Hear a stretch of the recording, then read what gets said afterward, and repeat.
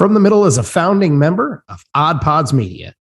Hello, everyone, and thank you for tuning into episode 164. Can't believe that number is where we are. 164 From the Middle. We are three middle-class guys living in the middle of America, in the middle chapters of our lives, with the point of view that's somewhere in the middle. We're a comedy, culture, entertainment, and interview-style podcast, and in this episode, we specifically recall our episode 117 interview with Nate Weber from the History Channel series Alone, because Kory went to Michigan and got to hang out with Nate. We also do our Q&A segment, Answers from the Middle, where we recall from last episode one of our answers and have a new question that we want to discuss. We have a few other updates and have a great time chatting. Enjoy. Oh, for the love. Sorry, just clearing my Mountain Dew hole. I got my phone hole cleaned today. That's where you keep it? You're so cerebral and you're so developed and evolved.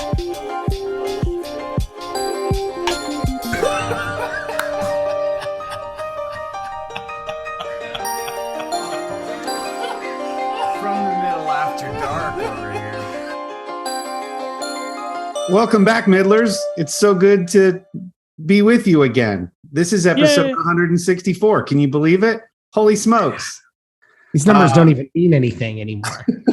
It's Just numbers. We don't have any more milestones until we get to like 500 Oh boy. and then 1,000. I love you guys, but What? I might not be in for that long. Oh, come on. Not like you have anything else to do. That's right. So we have a segment that we do from time to time called Answers from the Middle. And we don't do it every week, but it's really fun. It's just questions from you all, typically silly, etiquette. What would you do in this situation? Should I or should I not marry this person? You know, that old chestnut. And we weigh in and we give you our thoughts. And we've broken up multiple relationships now. But Dillon Proudly, yeah. Dillon has a follow-up from last week before we get into this week's question. Yes, we were talking a little bit about drive-thru etiquette. And because I had worked in food service when I was younger, I sort of took the lead point on that question and answer, as would be expected, you know, for anyone that listens regularly. The universe punished me a little bit after I answered that question last week, which leads me to another question, and then I'll bring it back to how the universe punished me for speaking truth over my microphone and into the world. So you're going to tell us what your answer was for those that didn't hear it? Yeah.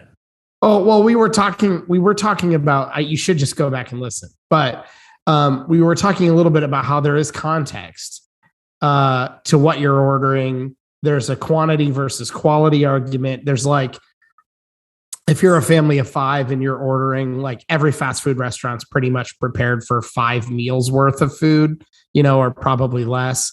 But if you're ordering a lot more than you regularly would, or a large quantity of something, I think we used Taco Bell as an example a couple different times. Like, you know, 5 people ordering 10 tacos is not necessarily that difficult or complex. That's a couple tacos per person. But if like your kids are at a soccer tournament and you want to order 35 quesadillas, those take several minutes a piece. Or if you're ordering Big Macs versus orders of fries and chicken nuggets, there's a complexity argument to be made for the quantity and the quality of what you're ordering. So anyways. So in sum, it depends. Be considerate. Yeah. And if you start thinking, should I call ahead or go in to place this order? Or this, if it feels in the pit of your stomach like it's a big order and you're probably putting the people out by going through the drive-thru, that's probably your answer. So that was kind of how we solved that one. But go back and listen because we're hilarious. Anyways, I now have a question in regards to this kind of situation. What's the longest, assuming you don't have any place you have to be, what's the longest you'll wait in a drive-thru line for a meal? Not maybe just Starbucks, or you're just trying to get like a Frosty or, a drink or something. But like, what's the longest you and your whole family in the car, nowhere to be, but you're trying to get dinner? Total time? Total time. Just sitting, not ordering. You haven't even ordered, just waiting. You're just sitting in the car, waiting in line to order, to place your food. Nowhere to be. Yeah. You had mentioned having your family with you. Because that changes everything for me. I would probably expect like maybe 5 minutes waiting in line if my family's with me. We'll like, I'll scope out the line and be like, nope, next place. If it's me by myself, nowhere to be, I'm the idiot who likes to just hang out in a car in a parking lot sometimes. Right. Yeah. So I'll wait an hour. Like, I don't care. If I have somewhere to be and it might make me late, like, I'll pull out and I'll leave. Are we assuming we're moving at all? So we have like little glimpses of hope to keep us going. Let's say no. 5 to 10 minutes, and let 10 minutes if it's a place I really love. 5 minutes if I was just popping in to grab something. Okay. Okay. Here's why I'm an idiot. So we went to Target yesterday. We went in, we had to get a lot of stuff. We had food. We had some like cold food in the car too. Really, from Target, there's lots of places we could go eat from our house, but the one on the way home that's the easiest that we all like is Taco Bell. Anything else, you're kind of backtracking a little bit. So I pull in to Taco Bell. All three of us are there. We don't have any real rush other than we just have cold food. And you can see from the back of the line where I am up to where people are ordering that, I don't know, there's maybe 5 cars or something. So like, it's considerable, but you figure most of the time, 2-3 minutes at most a car, and you're, at most. But the longer I wait, I start playing this game of, but by the time I leave and actually backtrack to get to somewhere, this could all be moving faster. Well, I let that game play far too long. 35 to 40 minutes later. Oh, what? We finally pulled up to place the order, because every minute longer I wait is a minute longer I'm going, but they've got to be. But now I've been here this long. Now I've been here. It's a combination of backtracking and how much longer will that take, because it is dinner time and it's busy. But also, I've been here this long. I'm kind of committed. And I've kind of made it a thing that I don't. I try not to second guess myself. You go to the grocery store, you pick a line, you keep looking around. Some people are like, oh, should I move to the other line? I don't do that. Every time I pick like that, I'm wrong. You try to change lane in traffic on the highway. You think one lane's faster. 47 cars pass you if you hadn't changed lanes. Every time I do that, I get punished for it. So I'm like, nope, not leaving. I'm just going to stick it out unless somebody gives me an idea of somewhere else to go. 35, 40 minutes, I don't know, something like that. We finally get our food. We get up to the window. I'm chit-chatting with the person. Very nice. There's multiple people in there. They seem busy. She reveals to me, like 20 or 30 minutes ago, which I'm thinking, I was in line at that point. 20 or 30 minutes ago, this car came through and ordered $80 worth of food. Ouch. And then the next 2 cars each ordered $40 to $50 worth of food. Oh my gosh. So like 3 cars in a row were that entire holdup, to where if we had been maybe 10 minutes faster, we would have missed all of that. Yeah. Which perfectly segues back to the how long would you wait and should you be ordering that much food? The lobby is open at this restaurant. So any of them could have called ahead and could have gone in and ordered food to take it out. We need to be more mainstream, you guys. If we were more mainstream, it would have saved your experience. We've got to get somebody who's willing to do marketing and social media for free. Yeah. I will say the double beefy cheesy burritos were at least delicious when I got home. Because like I mentioned, for Taco Bell, it's very possible, because Taco Bell has a big hump in their system that they need to tamp down, and their online ordering and their app ordering. That is a problem of theirs. And I mean, because I would I would make the assumption, if I didn't already know this, that, hey, I'm ordering for a bunch of people. I'm going to go ahead and order online and go pick it up. And as we all know, that doesn't tell Taco Bell to start making your food. They don't start making your food till you pull up and they hear your name in the speaker. Right. Yeah. So I'm it is sure possible that it wasn't the customer's fault necessarily. I would blame Taco Bell's shoddy online ordering system. Yeah. But and I'm sure we have listeners at all levels of Taco Bell leadership. So if you want to consult us, pull us in, quick video conference, we're happy to discuss solutions. I also accept gift cards. Just my saying. favorite part of that whole story is me imagining Dillon, and he's the kind of person, as am I in a lot of things, where you get kind of like this weird feeling of commitment to, I've been here this long, and of course as soon as I leave it's going to speed up, so might as well. So I don't know if I would go 40 minutes in a drive-through line, but I like the thought of Dillon being emotionally attached to not only his place in line, but I think it matters that it was Taco Bell. It does matter that it was Taco Bell.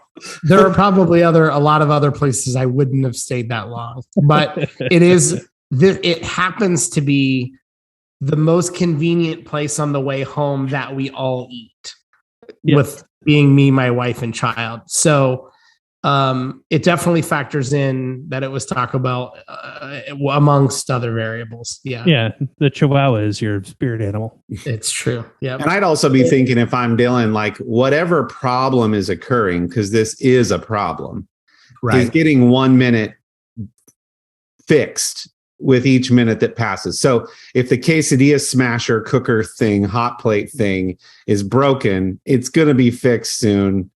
And if I depart now, I will have wasted all this time. I will say I was not so stubborn that I didn't ask multiple times for other ideas and was never given any. So I just hung in there. And all right. And we actually still had our Taco Bell. All right. This week's question came in via discussion and email. When someone says to you, hey, if you're ever in town, let us know. You guys can come, crash, stay here. We can get together. Do you take them up on that offer? Of course, we're going to say it depends on the relationship with that person. But what are some of the other considerations to the offer? If you're ever in town.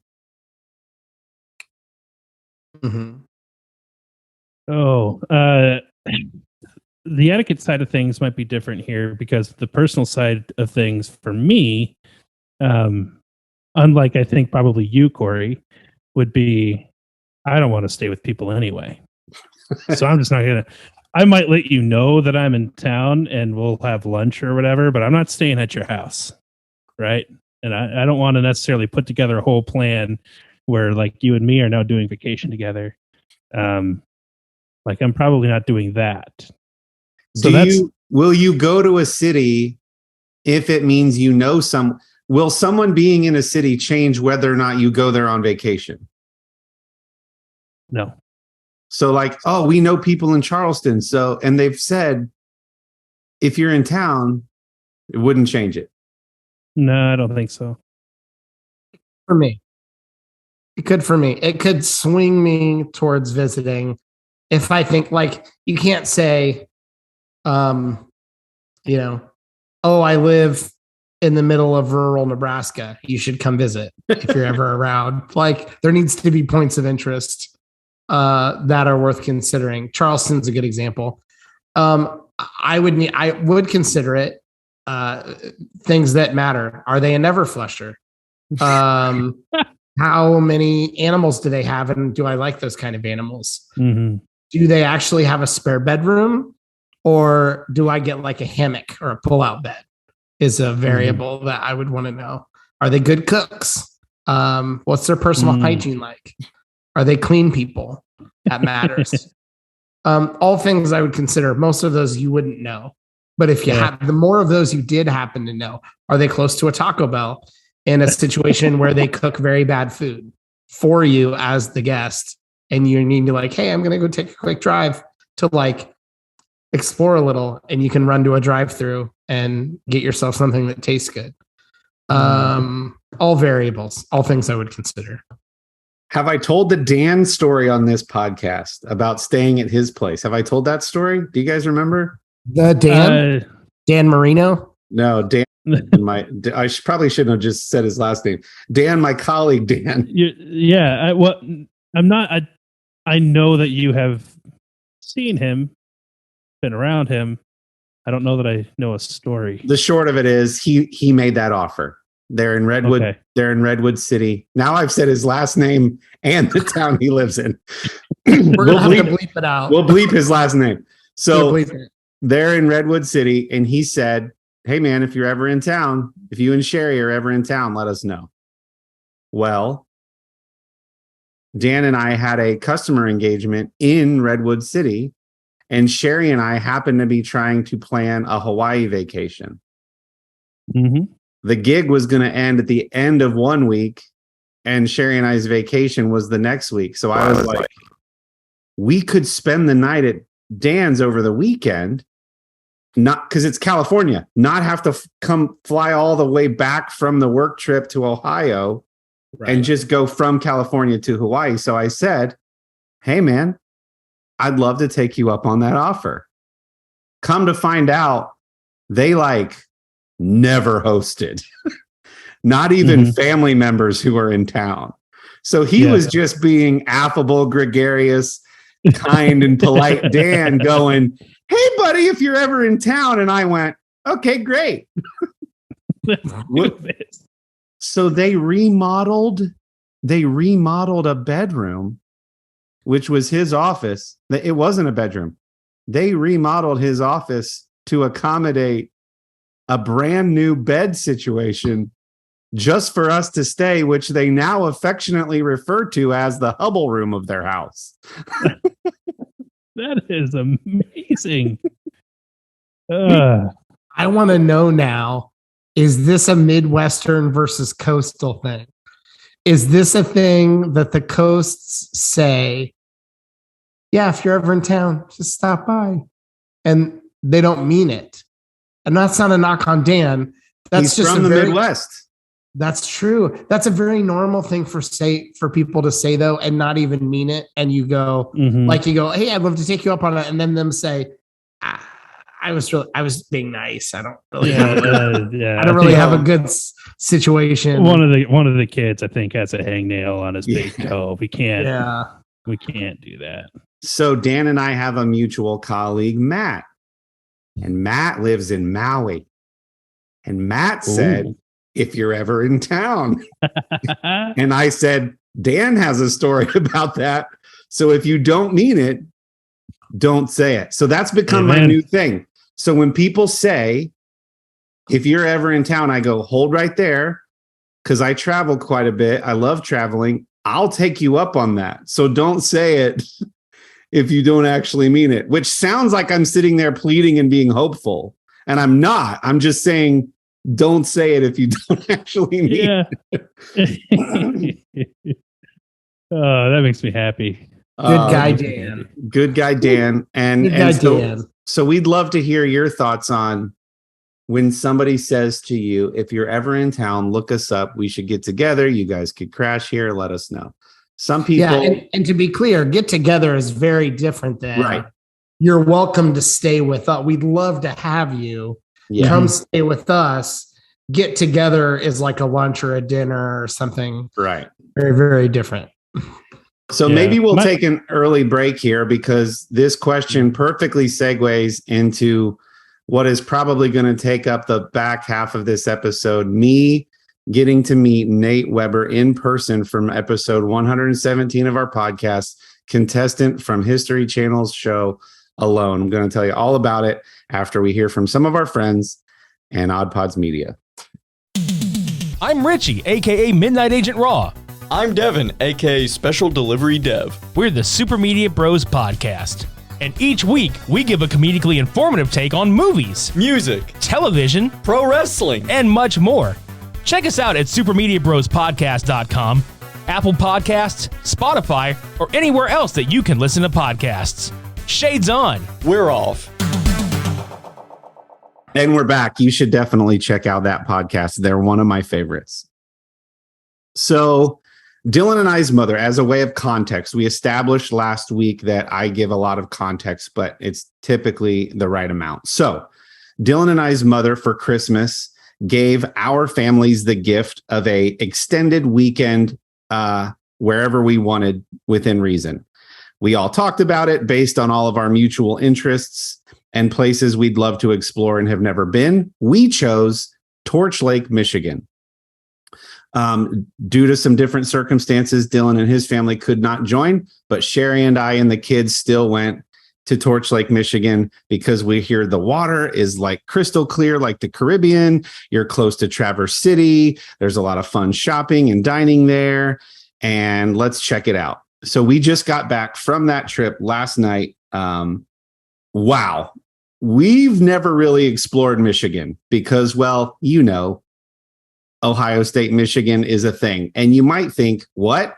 A sports rivalry prevents you from exploring a whole entire state? And to that, I will say, yes, some people are that committed. It's ridiculous around here. It's actually stupid. I have friends that explored Michigan a couple years ago, and they were telling us how beautiful it is. And these friends were saying that they had said to their own parents, Mom, Dad, Michigan is beautiful. Why did we never go there as a family when we were growing up? And to that, the parents said, because it's Michigan. And that was a serious answer. They were not being facetious. It's a little bit of the, I'm not going to give my hard-earned working money to any of those schmucks up there in the state of Michigan. That's what they're saying. It's a real thing. It's especially a real thing for people in Central Ohio. And it is silly. And I can tell you, Michigan is beautiful. I was blown away by how I'm like, why have we never, same thing. Why have we never, so many lakes? It's land of 1,000 lakes. I guess the locals say that you're no more, any point in Michigan, you're no more than like 8 minutes or miles from a lake. It's almost like a touch of like Denver and Colorado without the really big mountains. You still got all the lakes and it's very alpine-y. It was way cooler than it is here in Ohio at the end of July, early August. So it was just like cool and crisp and lakes everywhere and small mountain ranges and lots of evergreens. And it was awesome. Torch Lake, the water, we found a beach area where we could swim, and we took out one of those giant foam lily pads that you like 8 to 10 people can lay on, and it comes with a bungee. And I swam down 10 or 12 feet to the crystal clear water to find a rock pile and a log. And I strapped the bungee to the log so we didn't have to worry about the lily pad floating away. And we just had a great time exploring. We went to some wineries and we did the Traverse City thing. And it was just Michigan. Wow. So cool. Kendall, thoughts? You have to have thoughts. Who knew, right? No, it is. It is. Michigan is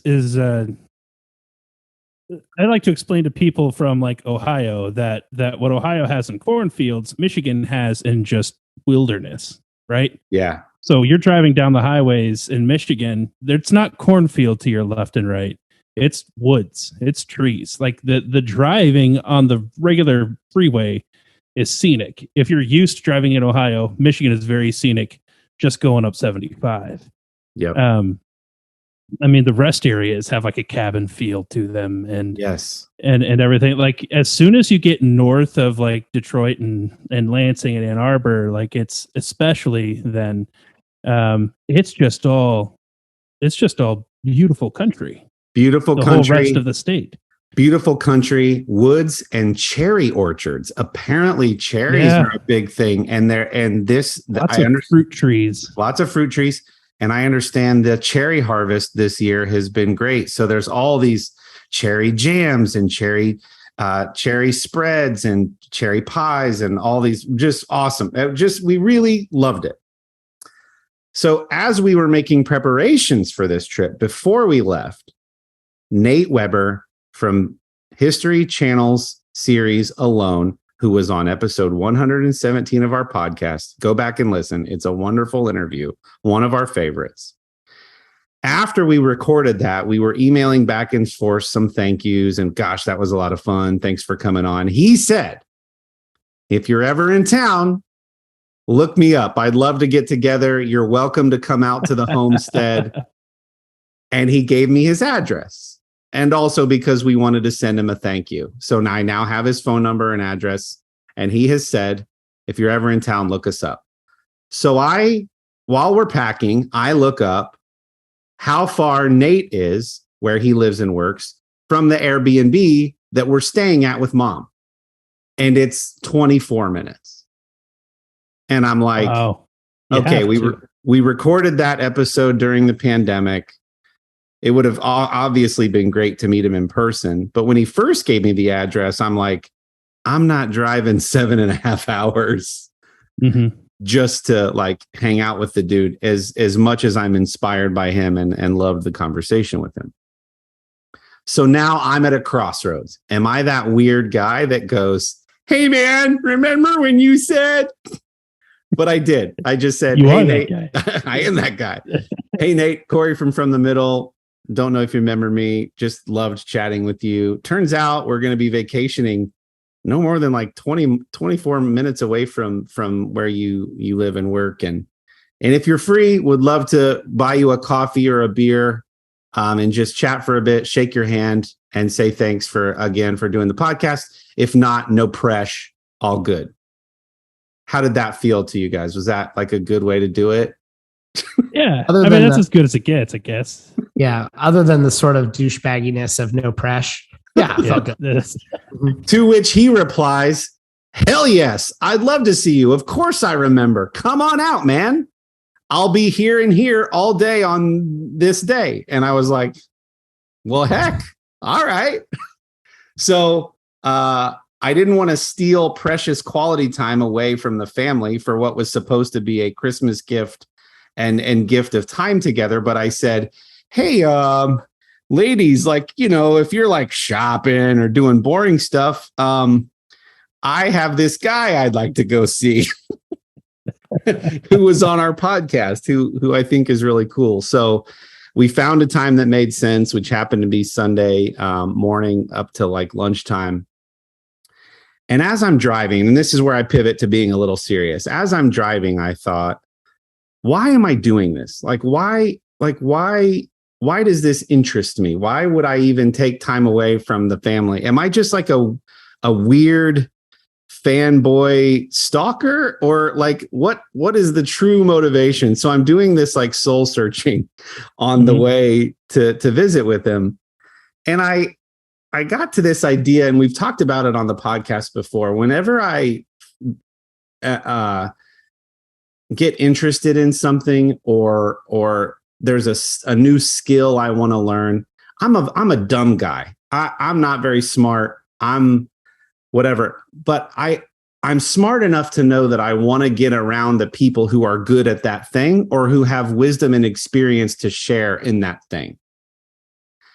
And I've just felt my life in corporate America kind of getting to this point where I could very easily, quote unquote, sell out to the corporate America thing for the rest of my career and probably do just fine. But at the same time, there's this like burning desire for me to explore and adventure, and not to the extent that Nate does, to like truly live off the land, like not that extreme.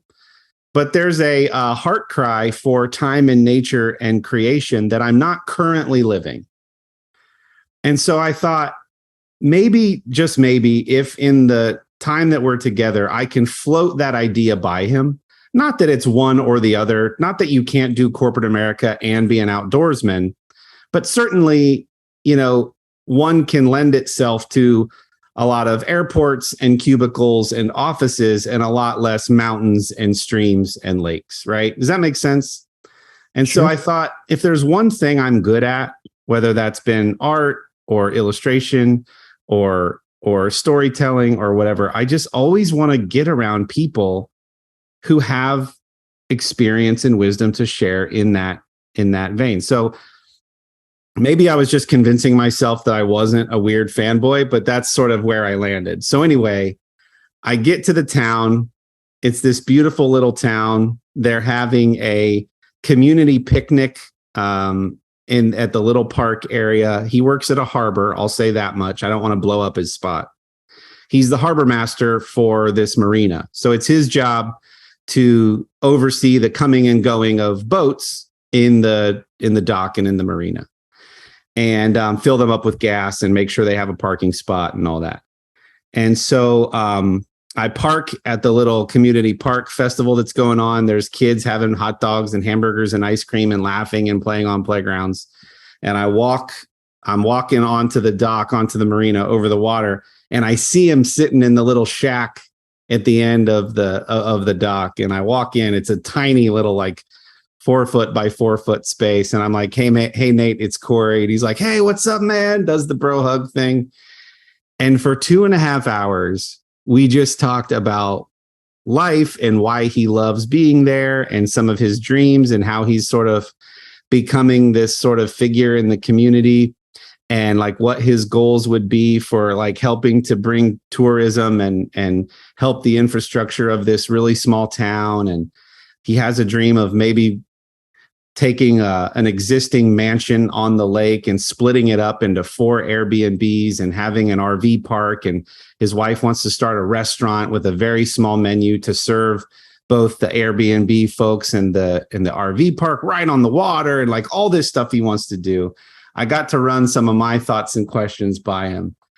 But he's just such a down to earth, unassuming, no ego. Get this. People were coming to fill up their boats with gas. And at least 2 people in the 2.5 hours that I were there said, Nate, we had no idea. To which he replied, it's not me. The people in the community that love and respect him don't even know he was on a popular show. Wow. So they're just discovering, because Netflix, season 9 of Alone is on right now. Netflix just put season 8, Nate's season, on to stream. They only do 1 season at a time on Netflix. So the people that he already has these phenomenal relationships with are just now figuring out that a year or 2, whatever ago, that he was on a History Channel show. That's awesome. And I'm like, if that were me, I would tell everyone who would listen for longer than 5 minutes. But he's just so chill, so down to earth. 2 or 3 of his kids also work at the dock, and he's like teaching them how to, like, you know, run a business and like how to treat people, and they're helping him out and making a little bit of money with some other teens from the community. It was just the best time. And I could have hung out on the lake with him until like all day. But at one point I was like, he's still got a job to do. He's working and people need him and want to talk to him. He's the only one that's allowed to pump gas because he's the only one over 18. So I should probably go. I really wanted to be able to buy him a coffee or a beer or take him to lunch, but he wasn't allowed to leave because he's the only guy that's over 18 that's allowed to pump gas, and he's an intermittent faster, and he wasn't going to eat until later that evening, and so it wouldn't have made sense. But man, I just got to say, he was so gracious with his time, and one of my favorite parts was looking down at his gear to see that slapped on the side of his water jug is the From the Middle sticker. Oh, what a guy. He put that on there 5 minutes before you showed up. But still, what a guy. I have a couple thoughts. One is just in quick context of the previous question where we were talking about what do you do with the person who says, hey, come on over if you're ever in town. A lot hinges on who said that. And if somebody like Nate Weber says that, he means it. Yeah. Right? And so I feel like that's a little bit more comfortable to take him up on that offer. Even the short time that like we got to meet him for the podcast, it was evident that he was that kind of a warm, inviting person. It doesn't surprise me at all that he would take you in. The second thing is, so what did you, if you don't want to share, that's fine. But what do you feel like you learned or gleaned from him with your searching of nature and contemplating career and life? Yeah, I think like any good teacher, they're going to teach from their own experience, because doing that, the subtext of doing that is, I don't have all the answers. All I can tell you is my experience. Right. Yeah. And that's what he did. And he talked about how, he was military. We shared that in our interview. He shared that in the interview, and flies helicopters. And so he was doing some government contract work, doing flight instruction for a very specific type of helicopter, and government contract work is very hard. And he was kind of getting to the point where he was over that work. And he talked about like some of the financial goals that he wanted to hit during that time. And he didn't explicitly say it was either this or that either, but it was very much like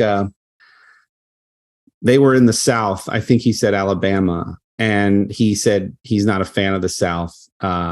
And he just wanted to get back north and live off the land and just be in nature more. And so one of the things I took away was how he did that was he had a family meeting with his wife and all of their kids. And they sat down and they said, like, as a family, what do we think our goals are? Do we feel like we're living them? And if we were to do this crazy dream, remember the first step of them, getting some property was like a tiny house that was basically a Freightliner trailer that he built and refurbished into a tiny house. And they barely got the words out, and his kids were like, we're all in, let's get out of here.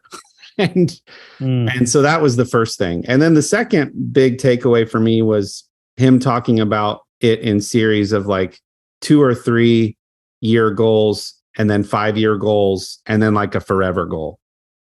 And this is a theme that has been shared with me before. I remember I think it was back in episode 7 when I shared my story. Jim Theodore, my illustration mentor, said the same thing to me. He's like, your first rung of the ladder is your immediate goal, whether that's a 2 or 3 year goal, and then like a little longer out, 5 years. And then like, what's your forever goal? What do you really, really want? What motivates you?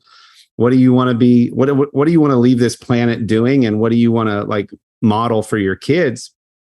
And he basically said, like, if that's what you really, really want, like, and again, I'll reiterate, if in case any of my colleagues are listening, I don't have to leave corporate America to do the other, for sure. But you hear those stories of people who are like, I was in corporate America, just putting one foot in front of the other, and I just quit and started mountain climbing, right? And we love those stories because it puts that person in like a heroic light, like they had the courage to do what no one else was willing to do, and they were the only sheep who stuck their head up and said no. And I don't think it's that. I don't think it has to be all one or the other. I think there are ways to do both. But when he talked about like the goals that you put out there for yourself, that really just reminded me. I used to be very goal driven and had stuff written down on dry erase boards and put pictures of things up in front of me. And I kind of got complacent with that. But maybe it was like a reminder to like, if that's something you really say you want to do, you want to hunt more, you want to fly fish in the mountains of Colorado, and then, well, put it out there, communicate with your family, and either do it together or make sure that it's a part of your plan. Start setting aside the budget to do those things or whatever. As it relates to like a bigger lifestyle, he's like, you got to have a number in mind and a place in mind. And it was as simple as like, just go do it. Like, just go do it. Like there's no time like the present, and just go do it. So that's a gross oversimplification of the conversation, but it hits on some of the points that were big takeaways for me. Yeah. 2 questions. Yeah. While you're doing that, do you need me to watch your Lego UCS Millennium Falcon at my house? I can watch it at my house. Second, did you bring back any cherry pie? So that's question number 2. Those are my 2 questions. Yeah. I'm glad you brought up the first one because it reminded me of something else he said. And no, there's no pie. there were cherries picked right off the tree in a paper bag that didn't make its way home. I thought we were bringing them home. My family thought they were for the car trip. So I got one cherry. To the possession standpoint, though, that is something he said, because when he was doing the government contract work and flying helicopters and teaching people how to fly and fix helicopters, he realized that he wasn't going to be able to do some of his goals on the income that was coming in. So downsizing became an immediate answer for them. And he was all about the less is more. And especially if they were going to end up in a tiny house, well, just practically, you can't have all the stuff. So we've talked about this when we talked to the Blantons, who, in an effort to sort of correct some of their finances, they minimized their lifestyle. And so that was a big thing, because I'm guilty of, collecting things, as you can see behind me. And I was like, what do I really want to keep around me? And what else can go? And that's been an ongoing theme of my life. I think it's definitely something I need to do, because if I really want some of these things, there's a lot I can shed. And our own dad said when he downsized his life at, 40, late 40s, he's like, the more you own, the more that it owns you. So I'm just trying to get rid of stuff that I don't need, that's weighing me down, to free me up to go do other things. Because Nate said they had gotten to a point where they had downsized so much that they were living way below their means. So every little bit that was coming in, was way more than they needed, which would allow the dream circle to start getting bigger and bigger and more real as time went on. Mm-hmm. So that was another thing that he sort of adopted, like less is more. This is the lifestyle I want to give my kids. Even though I don't make a ton of money, there's still a way to do it if I'm willing to just live on a lot less with a lot less.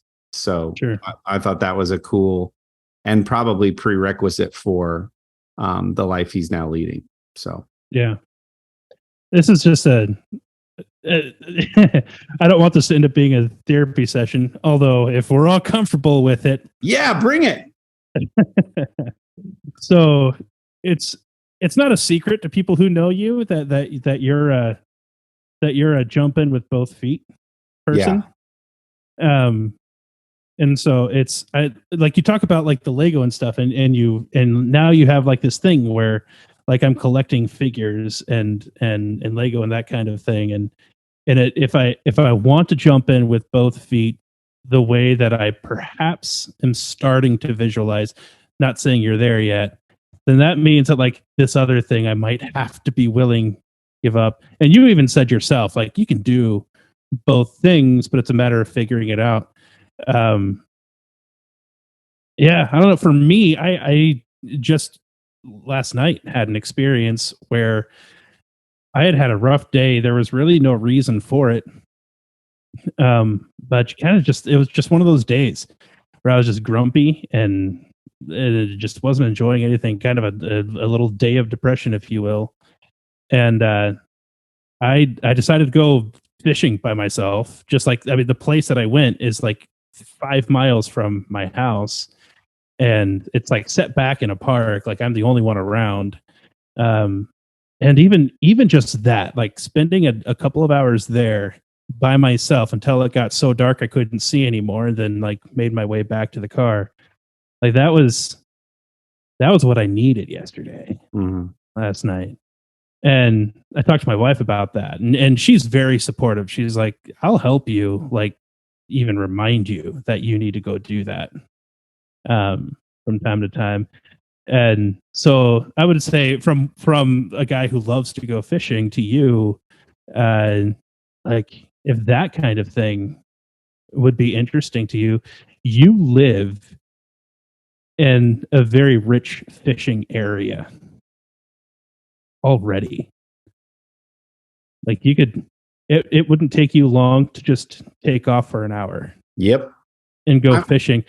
And the little secret, even for people who live in cities, like you find bodies of water, and if it just takes a little bit of effort to like go 6 feet down a bank to get to where the water is, the city disappears. Yeah. It immediately feels like you're secluded. You're spot on. And I, not to make it about me, but again, based on what I said about Nate, if I can learn from, all I can talk about is my experience, and from that it might, benefit others. But like, I'm all for the therapy session. Sherry has said the same thing. She's like, you say you love these things, but when you have a spare hour or two, you're not going and doing it. And so like, I'm just confused. Like, I support you and I love you. And like, you have some of this gear, but like, you're not doing it. And I can come up with reasons, and some of them are good and some of them are not, as to why. But I did get to that place where I'm like, at the end of the day, if I look at and it isn't about just possessions, right? But it's about like hobbies and things I'm interested in, things I'm consuming. And maybe this is true for others. Challenge yourself to go like, what would I really, really want? And I think for me, it's my bike, my outdoor gear, and that includes hunting, fishing, camping, whatever. Can I lump all those into one category? Oh, for sure. And then my Lego collection. And the rest, I really do think I'd be okay just going, yeah, I'm good. Start with getting rid of the cheese head behind you. So that's kind of where I'm getting. And I think something is stirring, which I think is great. And maybe maybe it's a maturity thing. Maybe it's just a phase of life thing. We talk about, this is a From the Middle podcast. We talk about phases of life. And sometimes that means getting a little raw and vulnerable and going like, life gets busy.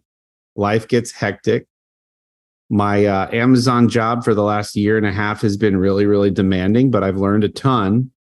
And so as I look ahead, what is the balance, the work-life balance that I would like to realize? And what do I want to do with that non-work time? And how do I want to spend time with family and others? And I think it's just a lot of being outside. And yeah. You know what we need to do from this point on? We need to pivot this podcast into taking camping trips where we forced Dillon to come along. We might have to tie him up. The new minivan has a roof rack, so we can stick him up there and we'll drag him out. And you've got your hammock set up. I'll bring like my smaller tent, and we can camp and fish and record the podcast around a fire in the evening. And that'll just be what we do. I love it. I love it. And here's the last point, to just like praise my wife for a second and her support. Yeah. She said, you have a hunting budget, and she said a number. And that number was a very generous number because she does the finances. And I'm okay with that as a man. Yeah. And that number was significant. And she gave that number to me 2 years ago when I had the sad deer story where I wounded the deer. Mm-hmm. And it shook me. You guys know that. I took a very long time to tell that story. And I didn't want to hunt until I had proper equipment, because I'm like, I'm not wounding another deer. And I was gutted after that experience. And so she said, if you don't spend the money that I gave you, like set aside 2 years ago, if you don't spend it by the end of September, it's gone. Mm-hmm. So I immediately went to Cabela's. Does Cabela's have Lego? I shot footage of this. So I have this footage if I want to do like a little, we stitched together a little vlog of this, but I got a crossbow, a very nice crossbow made by a company here in Ohio. 10 Point makes a brand of crossbow called Wicked Ridge. So I got a crossbow that shoots arrows at 370 feet per second, which is a lot more accurate because there's less variables than a crossbow. It's pretty much point and shoot. And for Gun Week, no more smooth bore shotguns with rifled slugs. I purchased the highest caliber that Ohio gun season will allow for hunting deer, which is a 350 Legend. And I got a Ruger with a scope, and I filmed me mounting the scope to the rifle, and I'm super excited. So now I will be more confident in my equipment, which will make me more confident that I won't just be wounding deer. And I'm excited to get back out into the woods this fall. So thank you to my amazingly supportive wife, who knows that for me, time in creation and time in nature is truly therapeutic. So anyway, Nate, thank you for being available and being so generous with your time and like a bone to pick. No, somebody to chat with about those things. A brain to pick. That's what I meant. I'm not picking any. Okay. Thanks, man. That was great. I will, I'll look you up next time I'm in Michigan, because I'm definitely coming back. That's it. That's all I got. What a cool story, right? That is a cool story. That's fun. I like that. Dillon, when's your trip to Michigan? I don't know. We got to just plan it for next year now. I just got to say, Traverse City is a little overrated. It's beautiful. The shops are wonderful. The dining was great. But like, take Easton Town Center that we have here in Columbus, cut it by like 2/3, take the third that's remaining and just put it in one long strip instead of like a city block situation. Mm-hmm. Make the shops way more obscure and less well-known, but put it on a beautiful lake.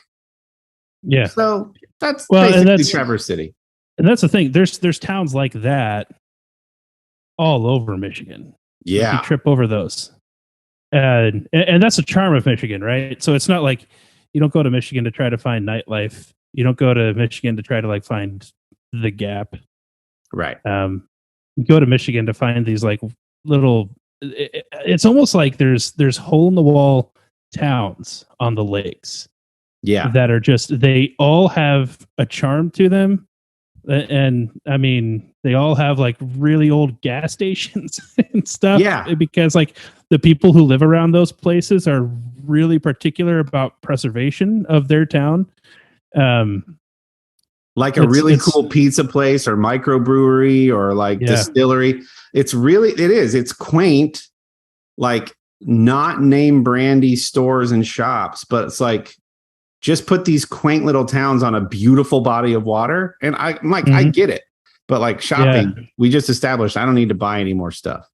There you go. That's the trade-off, is like sometimes you have to drive a little while to get somewhere if you want to go to a normal shopping mall kind of place to get things. But no, we went to the Silver Lake, the dunes at Silver Lake in Michigan this summer, and driving through that area with my wife, she was like, man, I am ready to like move here.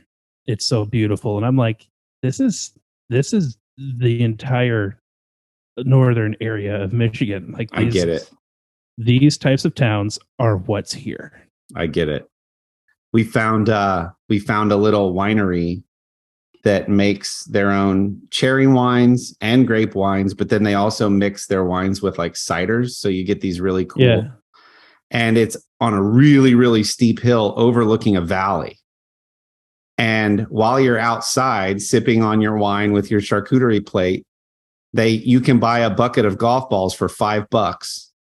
And about 120 yards down the hill, there's a little tiny bucket / cage thing. And if you hit your golf ball with a pitching wedge into that bucket, you get a free bottle of wine.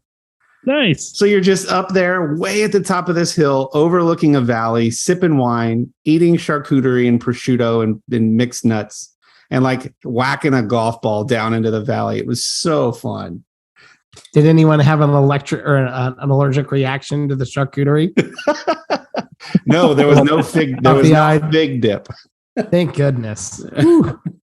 But anyway, Michigan, wow, I'm definitely going back. Sherry was looking at property too on her phone on the drive back. Like this, I get it. I get what all the fuss is about. And by the way, where we were in Bel Air and Torch Lake, most of those fans were Michigan State fans anyway. Yeah, you'll have that. You'll have that. I've talked a lot. Anything else you guys want to be sure we hit? Dillon's changed the name on the little video screen from Dillon to Pure Michigan because of how wonderful those Tim Allen commercials are. Anything from you boys? What's going on in your world? Oh, man. I own house slippers now. That's wonderful. I bought some house slippers. Yeah. Because we bought a house and I'm an old man and I have fuzzy house slippers. So are you settling in? How's home? Does it feel like home yet? Good. Yeah. Coming along nicely. The big update, not totally done. The new big high def TV came for the basement home theater area today. Still got to do some tweaking and set up the surround sound and all the game consoles and figure out some furniture, but it's coming along. A lot of fun. I waited a long time to buy a new high def TV.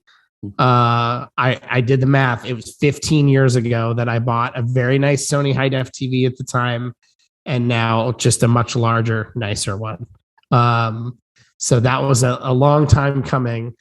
And the home theater is something, there's multiple places throughout the house that much more lend itself to having guests and people coming and staying, and they can actually stay the night. That's not, we mean it. No offense so anyone out there, if you're ever in town. Yeah, that wasn't open-ended for every listener. That was sorry. When we do invite people, we will mean it.